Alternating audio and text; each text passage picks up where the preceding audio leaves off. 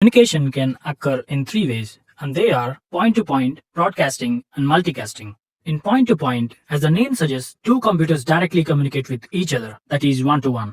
Whereas in broadcasting, one computer sends data to all nodes in the network, for example, distributing weather reports or live radio programs.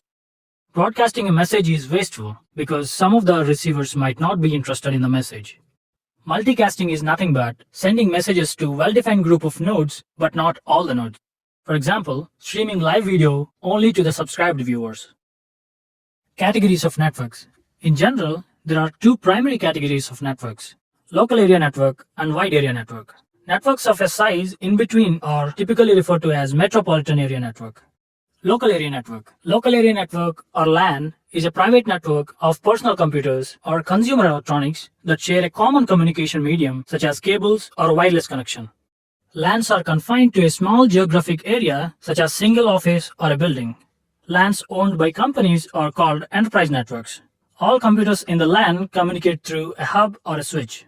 The most common type of wired LAN is the Ethernet. Here we can see a simple switched Ethernet. Each computer speaks the Ethernet protocol and connects to a box called a switch. Standard technologies used in the LAN are Ethernet and Wi-Fi. Wireless LANs are the newest evolution in LAN technology. The standard for wireless LANs is popularly known as Wi-Fi. Compared to wireless networks, wired LANs exceed them in all dimensions of performance.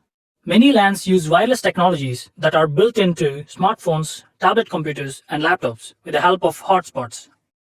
Wide area network. A WAN is normally referred to as a network which spans over a large geographic area that may comprise a country, a continent, or even the whole world. WAN provides long-distance transmission of data. For example, take three offices from three different cities which are located far away from each other. The three LANs can be connected using transmission lines and switching elements, that is routers, to have communication between all the computers. And this is called a WAN. In a WAN, the hosts and subnets are owned and operated by different people. Routers in a WAN usually connect different kinds of networking technology. So the networks in these offices may be a switched Ethernet and the transmission lines can be SONET links. So a WAN may be referred to as an internetwork. WAN can be circuit switched or packet switched, and it can use fiber links or wireless technologies. For example, satellite communication. Let's see the two other variations in WANs. Instead of having dedicated lines, the company may want to interconnect all its branches virtually using underlying capacity of the internet, which is called as VPN or virtual private network, and it is also a type of WAN.